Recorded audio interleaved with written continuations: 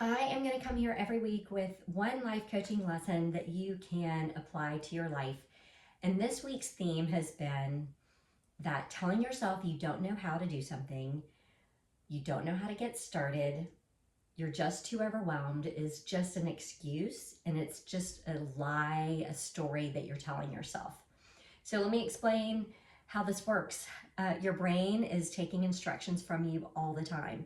So if in your head on repeat is, I don't know how to even do this, I don't know how to get started. Let's say you want to run your first half marathon.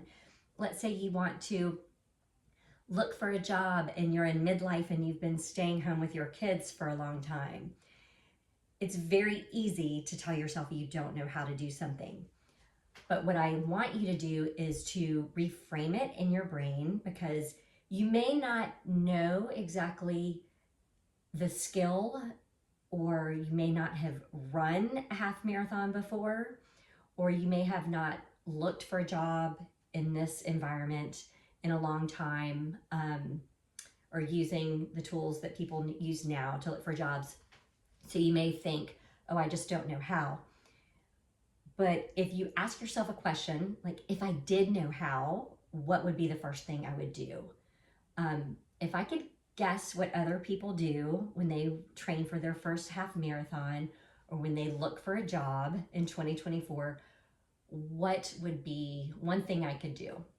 You can answer that question. That gets your brain to work. That gets your brain thinking, okay, let's hypothesize. Let's figure this out. So I help people come up with, like, go through all your thoughts when you have a goal. Write everything down that you have about it, that you know about it, what you think you can do. And then you also begin thinking of any obstacles that you may have, things that come up in your mind that are going to make you say, again, I don't know how. We come up with some strategies and you make a plan. And then once you have all of these things, once you have a plan and you've thought through all this stuff, it's much harder for you to even go to that point, go to that place where you say, I don't know how. Because when you are thinking of all these things, so even when you're working on goals and you write down your strategies, you write down obstacles that you may come across, and you come up with your plan, then your brain might go to, this is so overwhelming. So I want to share with you, when you feel overwhelmed, you think it's from this goal that you have and all the things you have to do, and it's really just from the thought, I'm feeling so overwhelmed, or I don't know where to get started, I don't know how to do this. That thought is going to create this feeling of overwhelm, and you will not take action from it.